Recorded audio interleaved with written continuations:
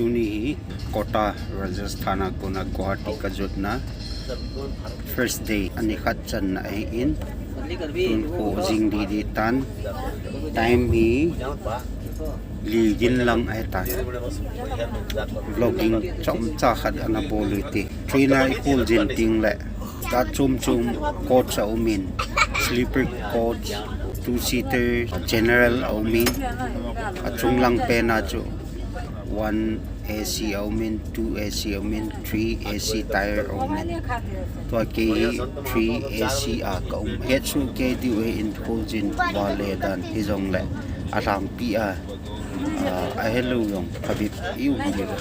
ya chu chom cha khat education anani we ti chu kan yela kan bol hi to hi letrin itiki man cha itabang letrin umam ting le itiki ven dam ki ho hi chom cha anane yetin ichim masang chun lai ho room hoi ka ba leng ka ti ni ho ki man cha na ve le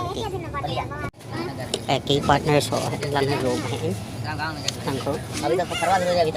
AC3 tire so achung pe na khadau min abana khadau min anoi pe na min anoi pen cheko cây lúc nãy tun toilet lama chiwitin toilet na man cha ding dan latrine ho ai lo le bidet spray ho iti man cha di hom ti chom cha khat na vet di he tuin kai chi pe le latrine he ichi latrine he ichi wash basin he in trainer ane na nen ji he ai dong le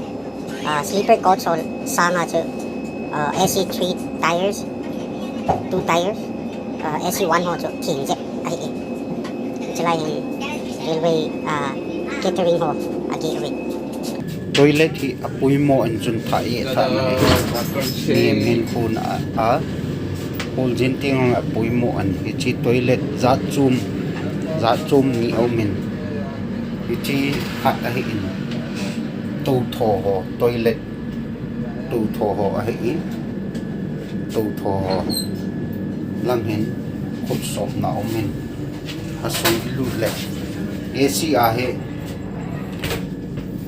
chlai he ime le flash a hi in tui ta he chi a button hi hoi lu a hi in lang hin on omin hi chi khon hum man Sunga chu phaticha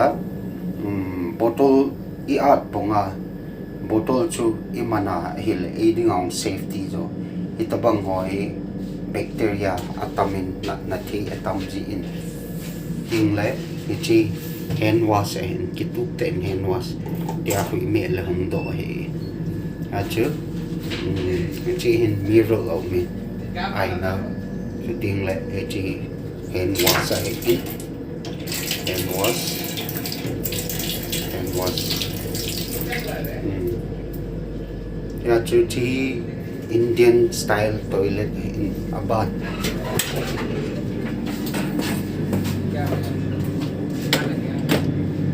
tuin abani western toilet mandidan ka veki neti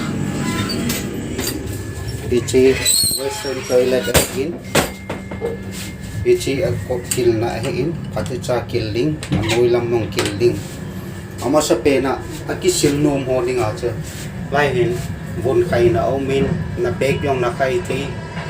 na von josi na khai thi he abana chu ichilam in ichi water gun ai lule bidet spray toilet bidet spray akiti in naman masangan tin sop min lang hinla train chunga hin kasi nom pen chu western toilet man Sunga asi chu icha ga to chu apha hi pun ahi thele Indian system toilet hi manding to thoding to sop na dinga jong water bottle ho atana hi chi ro chu ki choiding ting le hi chi western toilet hin hi chi button hin button abana chu aki sildi hon ahi thei chana chu bottle ni ki choi thi yong le pha western system toilet na na chi le toilet beaded spray hin na mu ding ai lo le water gun hin na mu di hen hi chi i lu sop naung man the ipung pi sop naung chi pa hi man the he bottle ho ong ga choi ho no ong ga choi ngai ta lu he hin la hi chi provision hi sleeper class ho a lo he in AC1 AC2 AC3 ti ho a he hi chi beaded toilet beaded spray hi ji a provision ji a he ya chu e na tha ting le hi chi mang lo win Indian system toilet mangin lang bottle ki choi in lang tui ki so in ai lu le tui ki do nang ka chun mazo si ki su thing na in mangin hi chi hand wash basin a in chelai hi hand wash basin a in lam hin hand sprayer au mit hi chi spray a in hand wash sabun pa spray au mit iti chun na laap na cha hi hand wash basin na hen na khut na la ki so ting che hin mirror au mit aina iti diwang aina au mit aki su le mi ki hoi sa nu mei ho di dia nu mei ho ki hoi sa en ya chu nu mei ho din ki su le ya chu hi chi western toilet le Indian system toilet au min a hi thei chana chu Indian system toilet pa hi man zo di na po ting le cha na von ho na khai ho chu phat cha na ve na na kila do ding ho ting le ko di ti an hon ding ho ting le anui lam pang ti a hon ding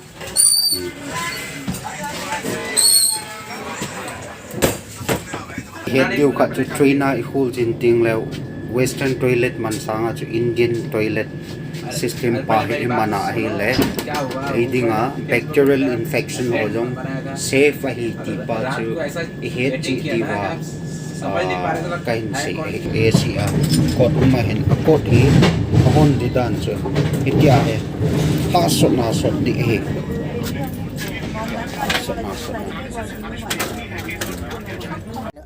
trainer toilet iti mandaham ai lo le iti ki ven ham ti isei ho zo si i chan chun na ngayotin so pi subscriber zo si le loi la gol eternal hope partners zo sin anaveltin comment ai lo le like share subscribe abol lu lai hon anabol jing iti ti hi pakai mina eternal hope ministry na kitu pi na pakai mina pan na la ding sa na team na kain ne ka ki pa